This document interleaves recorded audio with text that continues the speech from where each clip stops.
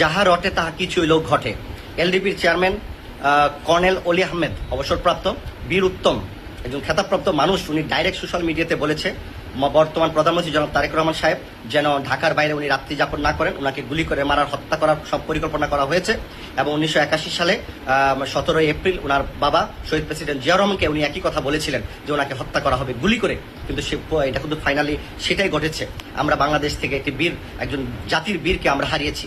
তো আমরা মনে করি জনাব তারেক রহমানকে হত্যা করার অনেকগুলো রিজন আছে।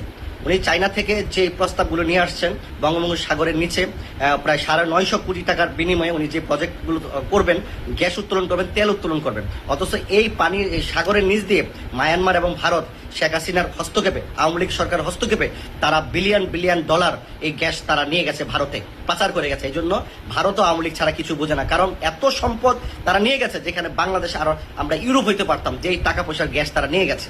এটা হচ্ছে এক। দ্বিতীয় হচ্ছে ভারতের রয়ের তো আছেই, বিরোধী দল তাদের বিরুদ্ধে আছে, নিজ দলীয় লোকেরাও তার বিরুদ্ধে শত্রুতাবি করছে। এটা কর্নেল অলি আহমেদ স্যার কিন্তু বলেছেন। শুধু প্রধানমন্ত্রীর বিপদ হবে এমন কোনো কথা না। আমি যেটা বলছি সেটা ওনার পরিবারও ক্ষতি হতে পারে। কারণ আমি আজ থেকে 1.5-2 মাস আগে কিন্তু বলেছিলাম যে প্রধানমন্ত্রী তারেক রহমানের যে কোনো মুহূর্তে ক্ষতি হতে পারে, আপনারা ওনার নিরাপত্তা জোরদার করেন। এই কথাগুলো আপনারা বলেছেন, কয়েক মিলিয়ন ভিউজ হয়েছিল, আপনারা জানেন বিষয়টা। তো আমরা মনে করি প্রধানমন্ত্রী তারেক রহমানকে নিরাপত্তা দেওয়ার জন্য 3 বাহিনী প্রধান, সমস্ত প্রশাসন এবং তারা যারা ওনার বডিগার্ড আছে নিরাপত্তা জোরদার করছেন।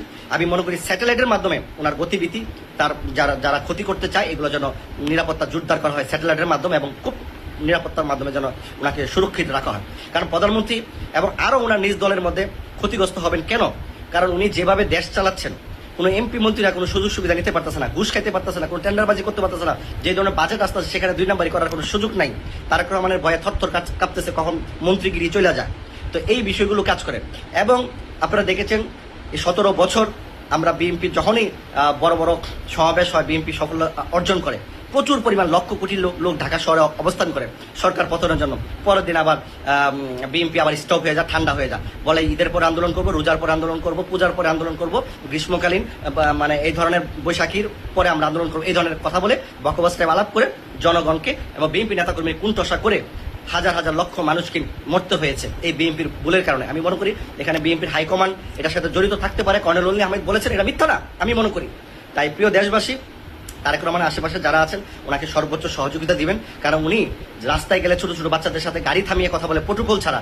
এই যে গ্রীষ্মকালীন মানে এক্সারসাইজে সৈনিকের যে চামিচে ভাত খায় টিফিন বক্সে, সেখানে বন্ধু উনি খাবার খাচ্ছে। কতটুকু মানবিক জীবনযাপন উনি করার জন্য চেষ্টা করছে। তাই এই ধরনের মানবিক প্রধানমন্ত্রীকে আমরা যদি রক্ষা না করি, ভবিষ্যতে বাংলাদেশে কোনো বীর সৎ কোনো প্রধানমন্ত্রী দেশে আসবে না। সবাই লাইভটা শেয়ার দিবেন এবং প্রধানমন্ত্রীর দীর্ঘ স্বাস্থ্য এবং দীর্ঘ কামনা করছি। আসসালাম। আমরা যারা আল্লাহকে বিশ্বাস করি, আমরা একটা কথা স্বীকার করি যে আল্লাহর মায়ের দুনিয়ার বাইর। হ্যাঁ, আল্লাহ ছাড় দেয় কিন্তু ছেড়ে দেয় না। তো রাজাকার খুনি মুজিব কেউ বাংলাদেশের সেনাবাহিনীরা এবং দেশপ্রেমিক সেনাবাহিনীরা যারা মুক্তিযুদ্ধের সময়ের যুদ্ধ করে বীর খেতাব, বীর প্রতীক, বীর বিক্রম স্বীকৃতি পাইছে, সেই সমস্ত দেশপ্রেমিক সেনাবাহিনীরা একজন রাষ্ট্রপ্রধানকে হত্যা করছে। এবং যারা জানা যায়, হ্যাঁ, 4 ধর্মের লোক মিল্লা 17 জন মানুষ গেছিল, তার মধ্যে 11 জন ছিল পাওনাদার। সেই হয়েছে আজকে বাংলাদেশে তোদের আওয়ামী লীগের আব্বা হয় না। এবার একটু সুস্থ মাথা চিন্তা কর, আরেকজন রাষ্ট্রপতি পরবর্তী সময় আরেকজন রাষ্ট্রপতি জিয়া রহমানকে সেনাবাহিনী হত্যা করছে। তো খুনি মুজিব রাষ্ট্রপতি ছিল, জিয়া রহমান রাষ্ট্রপতি ছিল। খুনি মুজিব তোদের আব্বা হয়, তোদের আব্বা নাকি স্বাধীনতা ঘোষণা দিয়েছে, এরা মারছে বাংলাদেশের দেশপ্রেমিক সেনাবাহিনীরা। এবং তখন মানুষ খুশিতে মিষ্টি বিতরণ করছে। আর জিয়া রহমানকে মারছে বাংলাদেশের, হ্যাঁ, সেনাবাহিনীরাই। কিন্তু মানুষ কান্না রাস্তায় বেড়ে গেছে। তো আল্লাহর মায়ের যে দুনিয়ার বাইর, তোরা যে অসভ্য, তোরা আসলে জাউরা, তোকে আমি জাউরা বলি কেন বলি বুঝতে পারছো? তোরা যে জারস, মানে সত্য স্বীকার করতে পারস না, সত্য মানতে পারস না, তোরা জাউরাবি করবি, ঠিক আছে? তখন জাউরা বলে তখন লাগে। হ্যাঁ, তোরা আমাকে ইনবক্সে গালাগালি করস, আমি যদি মিথ্যা কথা বলি তাহলে এই গালিগুলো আমার লাগবে। আর যদি আমি সত্য কথা বলি তো এই গালি তোকে বুকে গিয়ে পড়বো, রাইট? যেই কারণে তোরা যাকে শেখ মুজিব মানুষের যেমন বুঝাইছে ও স্বাধীনতার ঘোষক, হ্যাঁ, মিথ্যা কথা বলছে না। ওই যে স্বাধীনতার সময় মানুষ যে হতাহত হয়েছে, পাকিস্তানি আর্মি ঢুকাই হয়ে গেছিল, ঠিক আছে, নিজের ব্যক্তিগত ফায়দা ওঠার জন্য নিজের মাইয়ারে পাকিস্তান আর্মির ক্যাম্পে পাঠা দিয়া সন্তান জন্ম দেওয়া হয়েছিল, ঠিক আছে?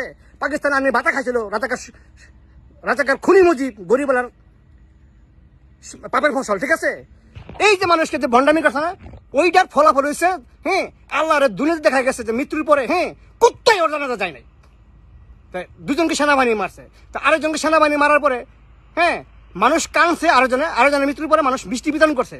তো এখন তোরা যে আমলি যারা করস, তখন ভিতরে যদি নিম্নতম কোনো জ্ঞান বিবেক বুদ্ধি থাকতো, তোদের মায়ের যদি চরিত্র ঠিক থাকতো, ঠিক আছে, তো তোরা আমাকে গালি দেওয়ার আগে চিন্তা করতি যে হ্যাঁ, যে কথাগুলি যে বলে, এই কথাগুলি আসলে যাচাই করে দেখি কথাগুলি সঠিক কিনা, ঠিক আছে?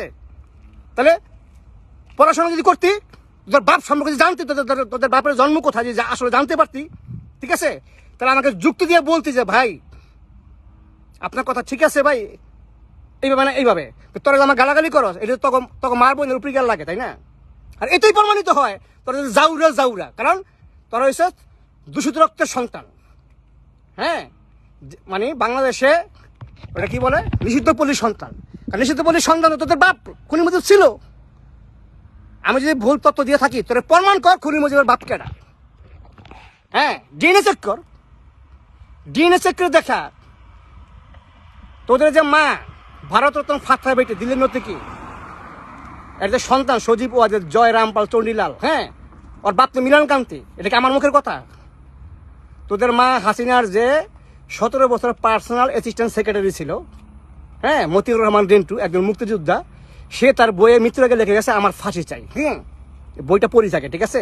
তো 17 বছর যার পার্সোনাল সেক্রেটারি ছিল, সে অবশ্যই সব জানে, তো সে তার ভুল লিখবে না, আগে গেলে পড়াশোনা কর। তা আমাকে যারা গালি দেয় যে মানে রাজাকারের বাচ্চারা, ঠিক আছে, একটা কথা মনে রাখ, হ্যাঁ, তোদের মা, তোদের এখন যে বয়স, লেখে রাখ, খুদা করে লেখে রাখ, তোদের মা হাসিনা ইহ জীবন দিকে তার বাংলাদেশে আসতে পারবে না, আসলেই টুস করে ফাঁসি তুলে ফেলাম। আরেকটা কথা মনে রাখ, তার একটা মাত্র ক্ষমতা আসছে 4 মাস হয়েছে, ঠিক আছে? 71 বছর যাক, এরপরে তোরা কারা আমলিগ করছো, ছাত্রলীগ করছো, যুবলীগ করছো, ঠিক আছে? তোদের প্রত্যেকে টোকায় টোকায় বাইক করা হবে। তখন বুঝবি যে পাশার মধ্যে আজকালা বাস টাস কিভাবে ঢুকানো হয়। এখন কিছু তারেক রহমান কেন বলতেছে না জানোস? কারণ 19 বছর পরে সে ক্ষমতায় আসছে। আগে দেশের বাপ মতি বুঝতেছে মানে কে কোন টাইপের। এখন যদি সবার ধরতে যায়, তো দেশের মধ্যে একটা অরাজকতার সৃষ্টি হবে, বুঝতে পারছস? তারেক রহমান জিয়া রহমানের পোলা, হ্যাঁ, রাজাকারের পোলা না, কিন্তু রাজাকার ছিল খুনি মুজিব, যে পাকিস্তানে 9 মাস আরামায়াস করছে, বাতা খাইছে তার পরিবার, যার মাইয়া পাকিস্তান আর্মির ক্যাম্পে সন্তান প্রসব করছে। আমার কথা যদি মিথ্যা হয়, যদি তোদের জন্ম ঠিক থাকে, আমার কথা যুক্তি দিয়ে লজিক দিয়ে উত্তর দে, গালাগালি না করে। শুয়োরের বাচ্চারা, রাজাকারের বাচ্চারা, আমাকে যত গালাগালি দিবি এটা তোকে বুকের ভিতরে লাগবো, ঠিক আছে? হ্যাঁ, একদম বুঝানে তোর বাপ যখন রাজাকার খুনি মুজিবের দুর্নীতির কারণে, পাপের কারণে, হ্যাঁ, মিথ্যাচারের কারণে ওর পরিবারের নির্বংশ হয়ে গেছিল, খালি বাচ্চা গেছিল 2টা বেশ্যা। কারণ ওরা তখন লন্ডনে আকাম কুকাম করতো, কারণ দেশ আকাম কুকাম করতো, মুজিব চিন্তা